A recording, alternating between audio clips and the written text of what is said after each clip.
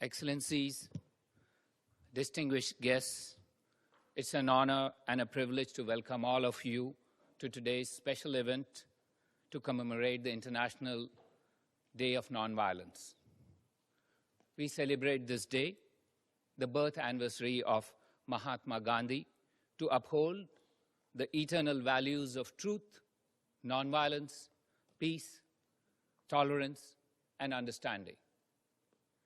I am grateful to the President of the General Assembly, His Excellency Mr. Peter Thompson, Deputy Secretary General, His Excellency Mr. Jan Eliasson, the Finance Minister of Bangladesh, His Excellency Mr. Abul Mal Muhit, and Professor Barry L. Gann, Director of the Center for Nonviolence, St. Bonaventure University, New York, for kindly consenting to speak today on the importance of nonviolence in various aspects of our life and our work. Distinguished guests, today's celebrations have special significance on various counts. You have just witnessed the deposition with the United Nations of India's instrument of ratification of the Paris Agreement on climate change. The birth anniversary of Mahatma Gandhi and the International Day of Nonviolence was particularly chosen for the deposition by India's Prime Minister, Shri Narendra Modi, to emphasize on Gandhiji's lesser-known legacy of environmentalism, as well as the ethos of sustainability that is an intrinsic part of Gandhiji's philosophy and India's deeply held traditions.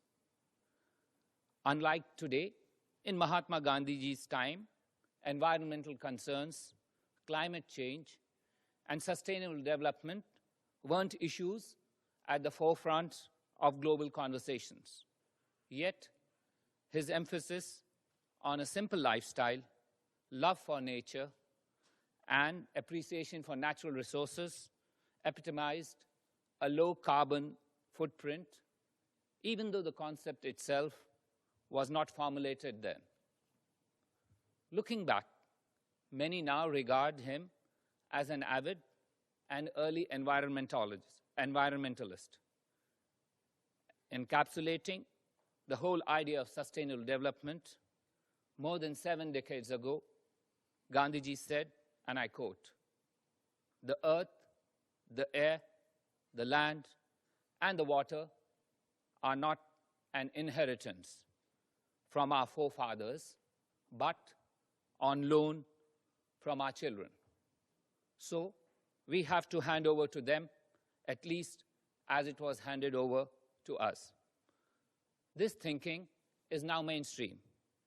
The President of the General Assembly, Ambassador Peter Thompson, who is here with us today, echoed a similar refrain when he brought along with him his 2 granddaughters, Grace and Mirabel, to his swearing-in on September 13th. This was to emphasize that we need to bequeath to our children and to our grandchildren a world that we envisage in the 2030 agenda.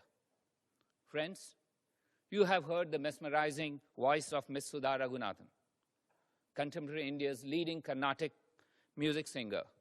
We are grateful to her for carrying forward the Carnatic music tradition and for graciously agreeing to be with us today and perform on this occasion.